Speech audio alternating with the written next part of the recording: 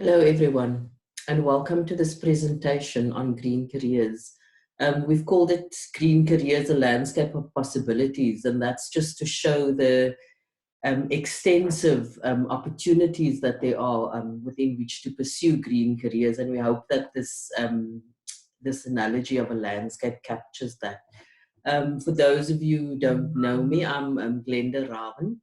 I work for the Worldwide Fund for Nature in South Africa, and I manage a program particularly focused on skills development. Not for too long though, because am moving into a new position from the 1st of October, but yeah, let's not get sidetracked with that. So that's who I am. I just want to start with giving you an overview of the presentation first. And it's a journey that started more than 10 years ago. As you can see in the report that's on screen, it's dated September 2009. And that report was the culmination of research that was undertaken by a group of us just to explore what environmental career guidance looks like for school leavers, and what some of the things are that influences the decisions that school leavers make as they pursue different careers. And with that particular report in hand, started this journey. And I'll give you an overview. So firstly, I'm going to start and just give you an overview, a synopsis of that 10-year journey. And it does feel like we went through a few fits and starts, but I'll share that with you as well. And then I just want to stop and share with you where that journey actually began, and what some of the insights were that we developed at the start of that journey. And then over the years, we gathered momentum, and I kind of see this 2020 period around green careers as kind of coming full circle for us, because we're kind of wrapping up these 10 years, but we don't want to just end it there. We're wanting to expand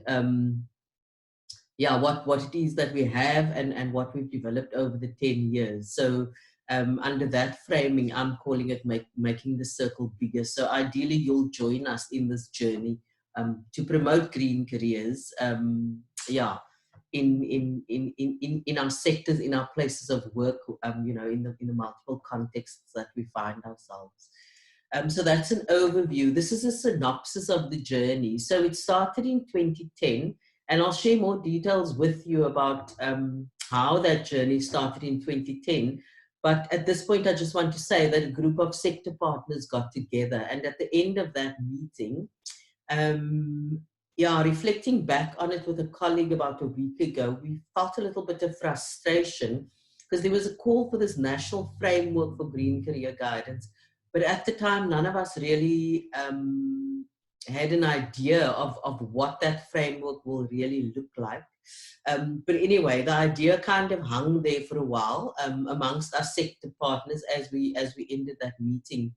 And then in 2012, we started off a particular journey or responding to the lack of green career guidance in universities in 2012. And at that point, we invited universities to join this journey with us. And we continued with sector partners and universities. And then in 2013, we started talking quite a lot with the Department of Higher Education and Training, and also our seaters, and the term green careers started gaining momentum at that point, the green economy, green careers, and we were kind of looking for ways in which one can integrate that into skills planning. And so began a conversation with our colleagues in the Department of Higher Education and Training, and also our sector education and training authorities. And then in 2015, we had a gathering where we reflected again on green careers. And the conversation was ultimately the same. Each time we came together around green careers to talk about what it is that we've achieved, what it is that we still needed to do, we realized that we were sitting with a challenge, and we needed better coordination. We needed something that held us together around green careers. And it was a conversation we had. We all felt strongly about it.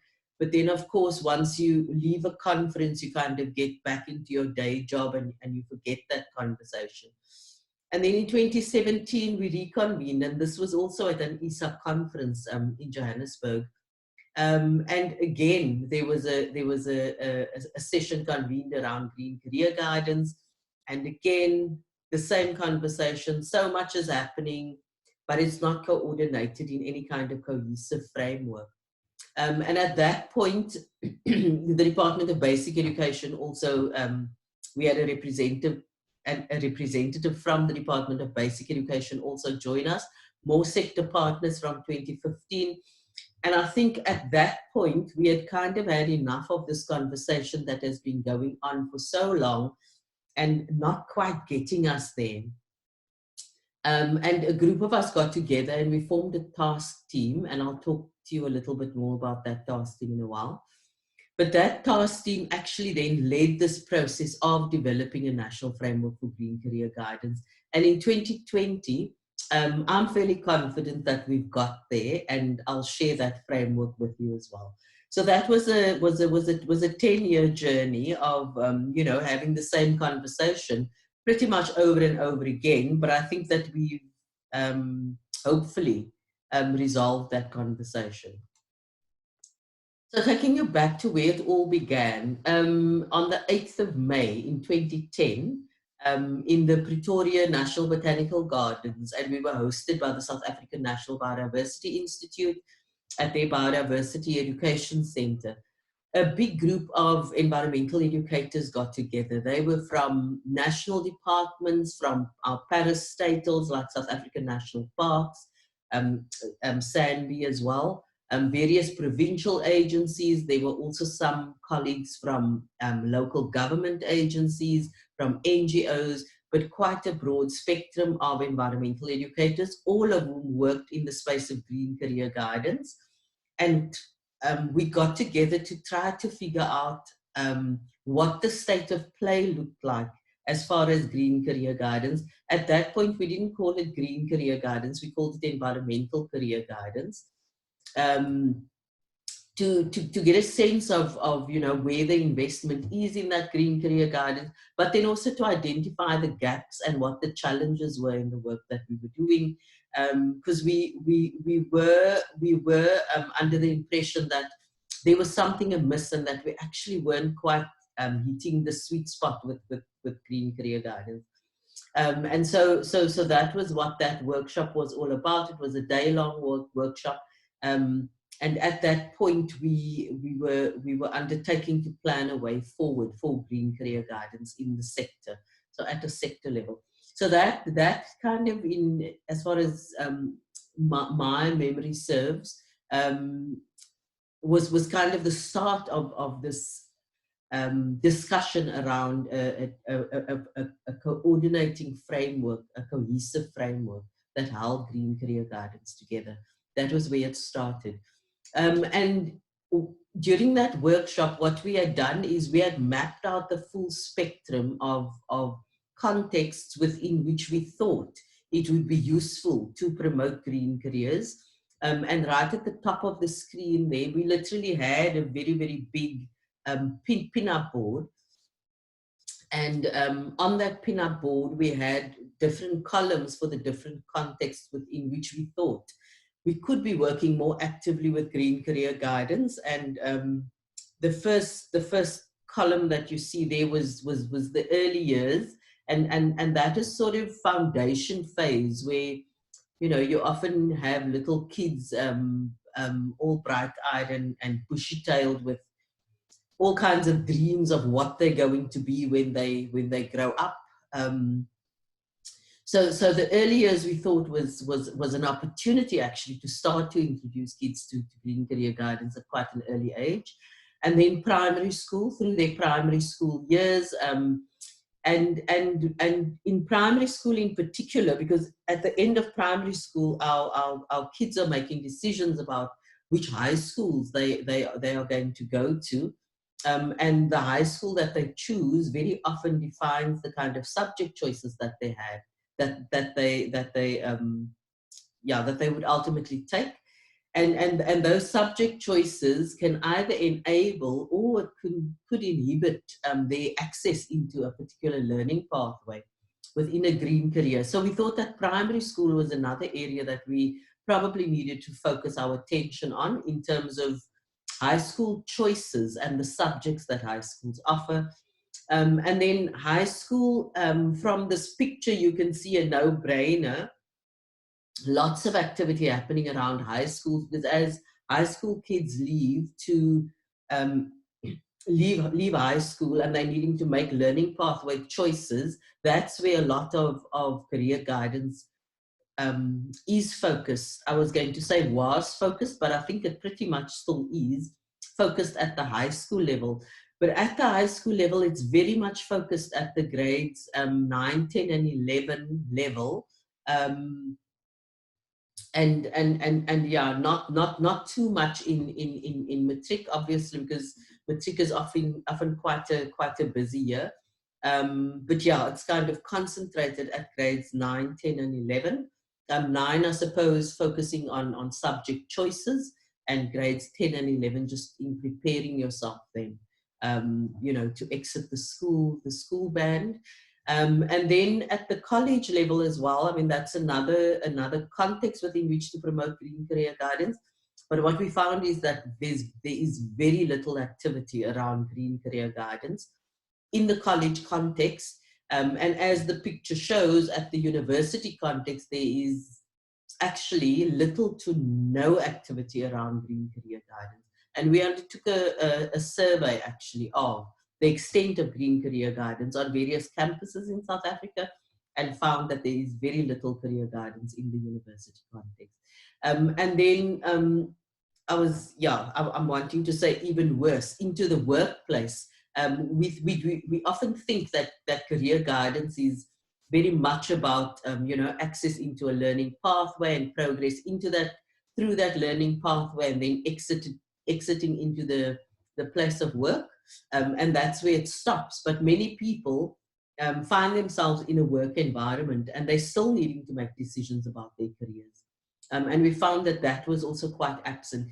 So these yellow stickers over here was kind of a map that we laid out of different organizations that had different materials, are the yellow stickers, and the orange stickers are the different activities through which those materials are used, and through which learners predominantly in high school are engaged. You'll see that there was a booklet by the Department of Water and Sanitation and Human Settlements that we identified at that point, and they had a little booklet around water and sanitation for the early years.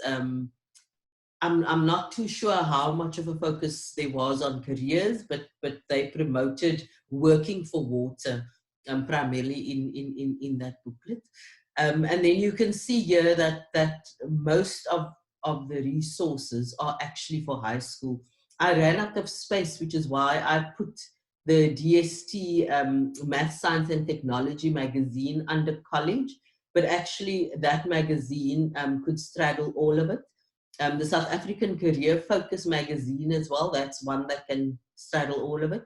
The PACE online resource, and that is kind of navigating this broad spectrum of careers, that's accessible mainly to high school learners, and it's used in the high school context. But you can see that there's a big investment in posters, brochures, booklets. There's a blog there as well. There's some DVDs that have been developed. So a broad spectrum of resources, and predominantly these are used in open days, in outreach activities. Career fairs are very, very popular, exhibitions. There are some organizations that run camps as well, and hikes in reserves as part of green career guidance activities. So this was really the picture that we mapped out, and I ran out of space because there are probably some that I've missed out on here. But this started giving us quite a good picture, was that green career guidance was focused at the high school level, and there were some key contexts like college, university, the workplace, but also the early years in primary school that we were kind of missing out. in terms of green career guidance. And so our assessment of all of this was that there was a big investment. There were many organizations that were engaged in promoting green career guidance. There were various events and diverse resources. Many of these events were national, provincial, and quite a lot of them, or some of them, were focused on outreach into more rural schools. And the focus, as I said, was on high school and particularly grades 9 to 11. So that was our finding. And what we did realize also just in our discussions there was that there are duplicated efforts with significant gaps, actually. So a lot of us are working in the same band, and there are significant gaps elsewhere. And we were thinking that if there was better coordination, we might better be able to cover the spectrum of green career guidance. What we also found was that there were gaps in the relevance of information. And what that means is that for each of these different contexts within which career decisions are being made, there's a different need. So, you know, the primary school learner would need information on high schools and their subject offerings. The high school learner would need information on which universities are offering which learning pathways, and what the entry requirements are. Whereas the college and the university student, they're already in a particular learning pathway, and their need would be, you know, what are the career paths that are linked to those learning pathways, and so on. And so we found that a lot of the resource weren't focused, it was focused very much on the kind of function in the career, but not the actual information that was required by each different group within those different contexts. What we also found was that it was, you know, all of this investment was lacking in standardization. So we were calling the same career by different names, and we were describing it differently. And I think that that's a big risk in terms of promoting green careers, because you run the risk of potentially confusing your audience there with a lack of standardization.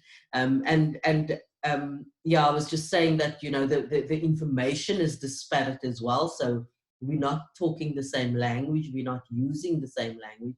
And what we also found was that there were some inaccuracies in information in terms of, for example, what is required to access a particular career. And so, you know, underlying all of that started the narrative that there was a lack of coordination in green career guidance, and that we actually needed to do better in terms of coordinating our efforts.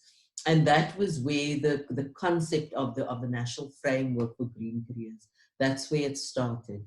So this is kind of the background. And as I said, this workshop happened in 2010. So it is 10 years ago that we started that whole process. This is the report of that workshop, and you can see that we called it a concept document, a national plan for environmental career guidance. And it was that national plan we were kind of looking to develop. And so we captured all of our insights from the workshop into this particular report, and constantly made reference to it as we engaged in national career guidance. And so, yeah, we set out to develop this national framework to guide green career guidance, not only in our sector, but in different contexts. We were looking for stronger coordination to cover the spectrum of green careers, not only in terms of the scope of different green careers, but also the contexts within which that information was shared, and then to possibly avoid duplication in our efforts. And most of all, we were looking for a framework to quality assure the green careers information, to ensure accuracy and also relevance of information to the different user groups. And so began our journey. Along the way, I guess I wouldn't call it really a distraction, but there was a point at which we decided to focus on university-based green careers. I was going to go into a little bit of a digression. if I may. Also about 10 years ago, there were the biodiversity human capital development strategy was developed, launched, and implemented. And that particular strategy focused very much on professional level skills. And so it was in the context of that strategy that we actually approached green career guidance in higher education. And so what we did was we worked with 12 universities across South Africa, and together with them, we developed a set of resources around that could support green career guidance. And it was contained in a kind of toolkit, and I'll show you a picture of that in a while. And just to give you a sense of all of those resources, we had a web-based decision-making tool, so a tool that could help the user in processing decision-making. There was a set of career cards that had more detail on the different careers. There were different toolkits for different people who might convene different career guidance activities. And through this process, we also developed different kinds of activities. And I'll share some of that with you again. And we also developed presentation templates. For example, if you had a guest lecture coming in, we developed a presentation template that could guide them in the way in which they would present around green careers.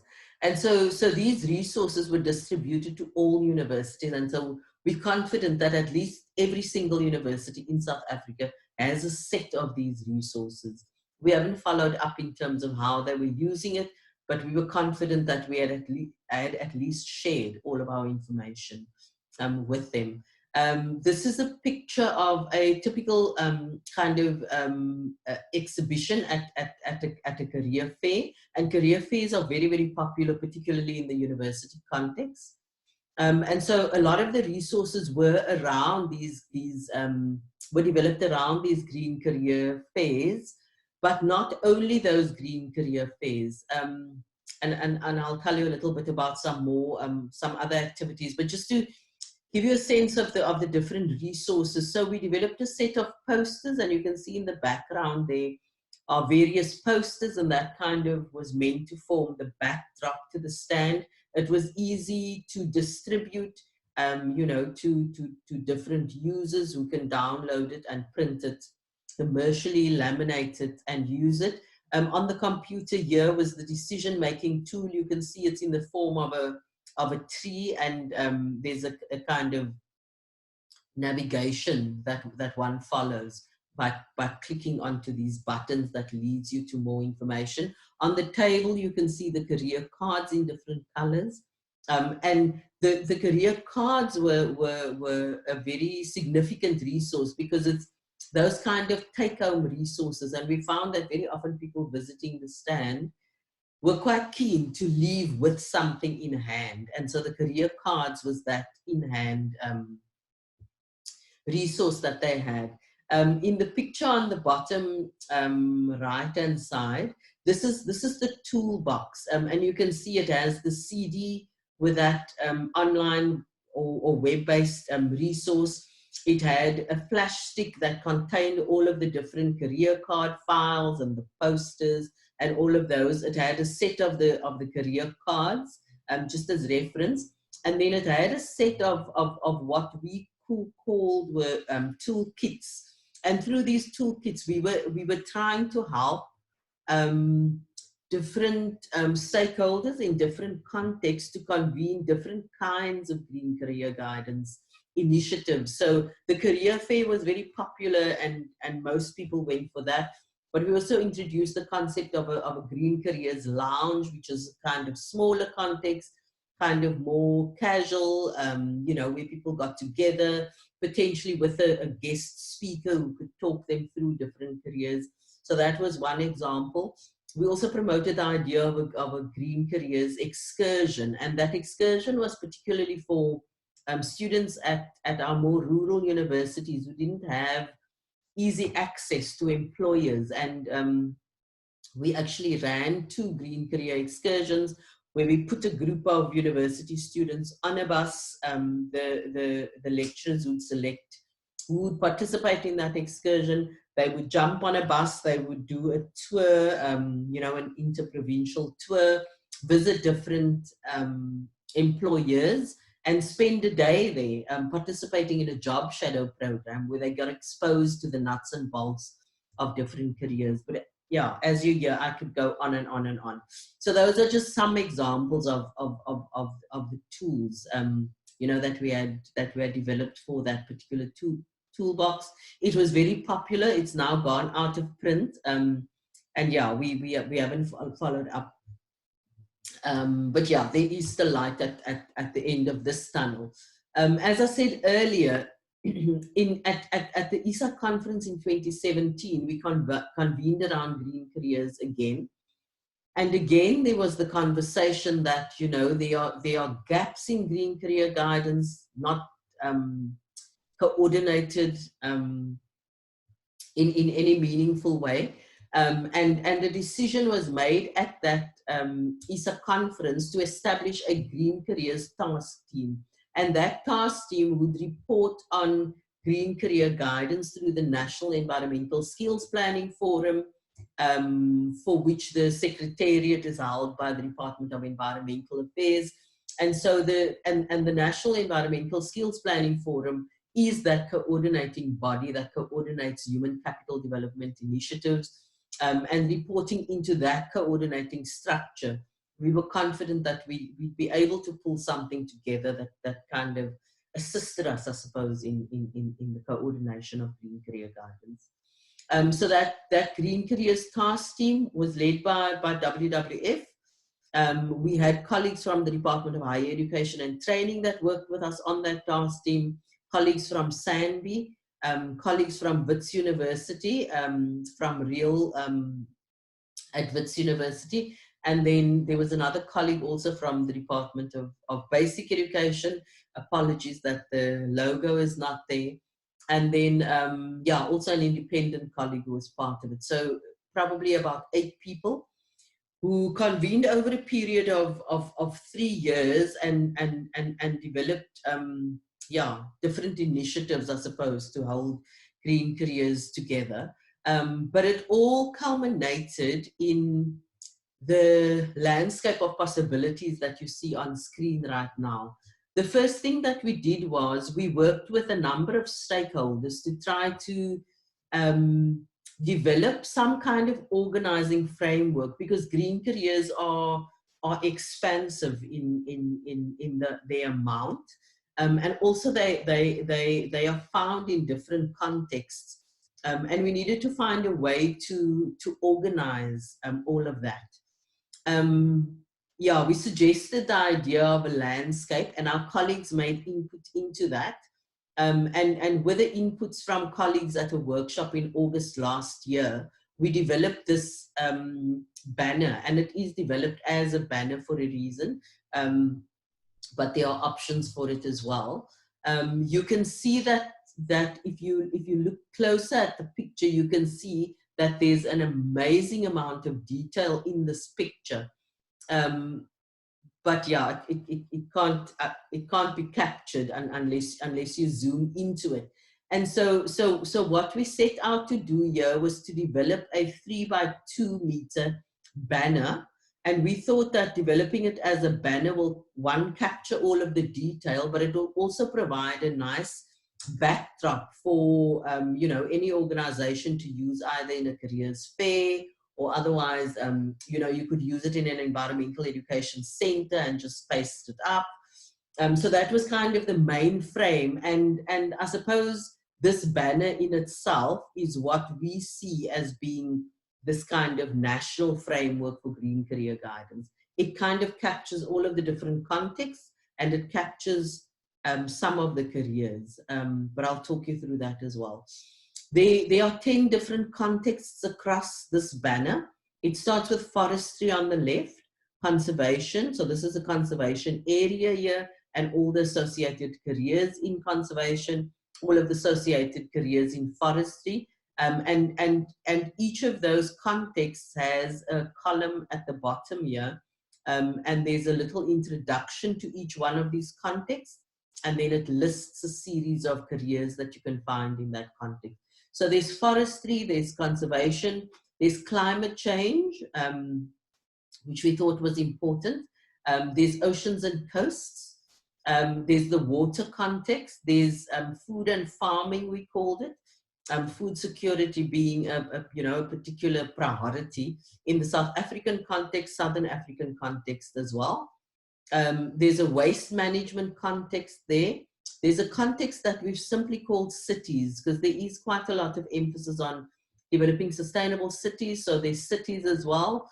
Renewable energy, there's a context around renewable energy, and then mining right in the corner over there. So those are the 10 different contexts, and these are the different careers that can be found in those different career in those different contexts.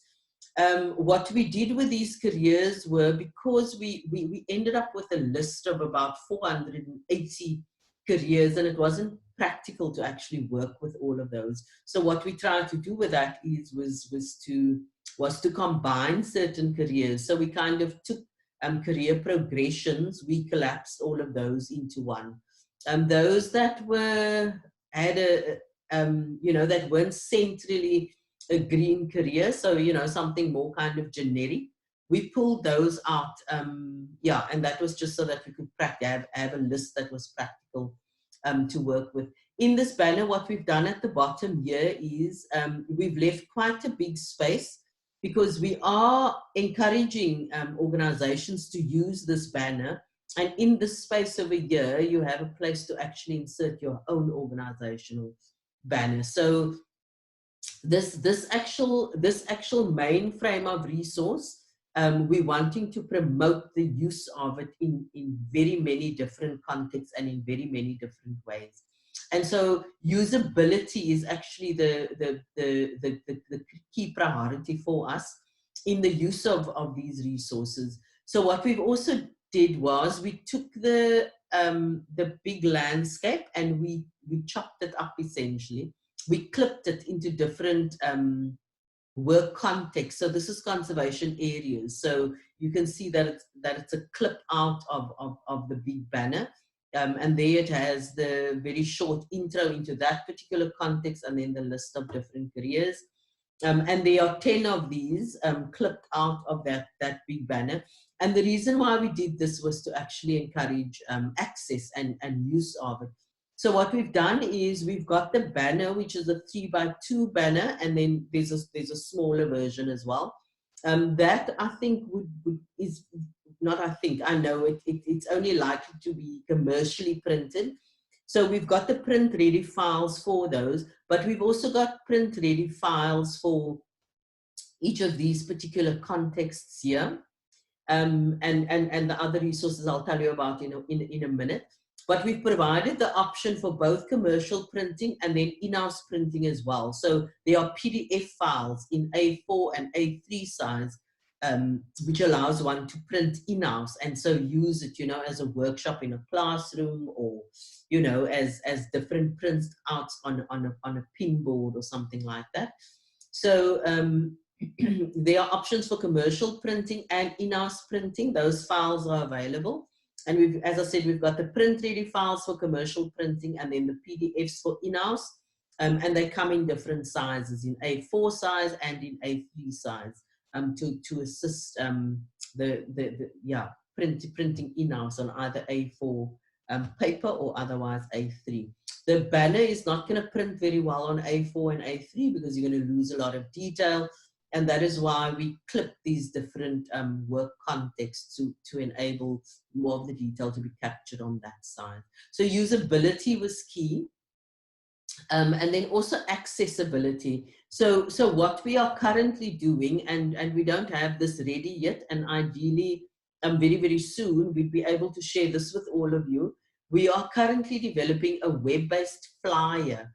And the purpose of that flyer is to guide the user towards the most appropriate resources for their particular context. So if you're a teacher, we want to guide you towards those resources that you can best use with your learners in the classroom during, let's say, a life orientation lesson. If you were a career counselor at a university and you were preparing for a career exhibition, there are various options which would be more useful to you as a career counselor in that particular context. If you were with a seater and you did these career road shows, there's a set of resources which can work well for your particular context. So this web-based flyer is in process of development, and through a navigation system, it will take you to the downloads for the resources that will be most appropriate for your context. And just, yeah, not just, but quality is also a fairly big concern for us. So what we've also done, let me just go back to, you'll see these different careers. So each individual career also has an individual career card. And this career card was a form that we used in 2013, and it worked very well in the university context. I think it can work very well in any context. And so this, this career card is essentially details about a particular career. So it has the title there. You can see it'll carry the icon that links it back to the career context and then back to the actual banner. It says a little bit about that context, about that career, where people in pursuing that career would work. It gives you a list of skills which would help in that, or that's necessary in that particular career. It gives you a list of tasks that you would typically engage with in that career, and then it gives you various learning pathways, and including the universities in South Africa, through which you can pursue that particular learning pathway. And then it gives you the employers as well, potential employers of that particular skill set or somebody within that career. Again, there's a space here. If you wanted to print this in-house, you are welcome to do that. So this has been prepared in A6 format. So on an A4 sheet, you have 2 of these cards, so you can print that in-house if you wanted to, and just trim it and fold it and stick it together, and you've got a back-to-back card. Or you can choose to do it commercially with a commercial printer and have them printed back-to-back for distribution. Yeah, so that's the full suite of careers, and then we didn't want to lose what we had actually developed over the years, and so we're including those also in the web-based flyer. So that'll include, for example, posters that we use that work really well, and the toolkits. We're going to include that as well in the web-based flyer to enable you to access that. And yeah, as if yeah. We don't necessarily stop short of probably sometimes going overboard, but there is more to come. We've just secured funding not too long ago to turn this banner into an online an interactive resource. So we haven't started that yet, but we'll be starting it soon. Ideally, what we're thinking of is that the opening page will be this landscape, and clicking on any one of these icons, sorry, I just clicked on it. Clicking on any one of those icons will take you actually to the water context, and that context will open. And if you click on any one of those careers, it will open the career card up for you. So it'll have all of that information kind of within one place for, I suppose, the key users, the primary users of Green Careers information to navigate through the careers in different contexts. So that will come, yeah, will come quite soon. And we'll include that on the web-based flyer, and we'll keep updating that flyer as more and more of the resources are developed and becomes available. So through the web-based flyer, that would be your point of access to this broad suite of Green Careers resources in this landscape of possibilities. And so that concludes what I think was probably longer than what I was asked to do a presentation on Green Career Guidance. And I hope it has kept you interested right through to the end. And what's left to say is that with all of that, we look forward to hearing your comments on the different resources, on the different processes that we've gone through, taking your suggestions on what works in your context, how we can make these resources more user-friendly, more accessible, to a broader audience. We'll answer any questions that you might have arising out of this presentation. And mostly we look forward to spending more time with you just to talk about green career guidance. And so with that, we look forward to seeing you then in our session on the 6th of October to talk more about green career guidance. Thank you, stay well, and we'll see you then. Goodbye.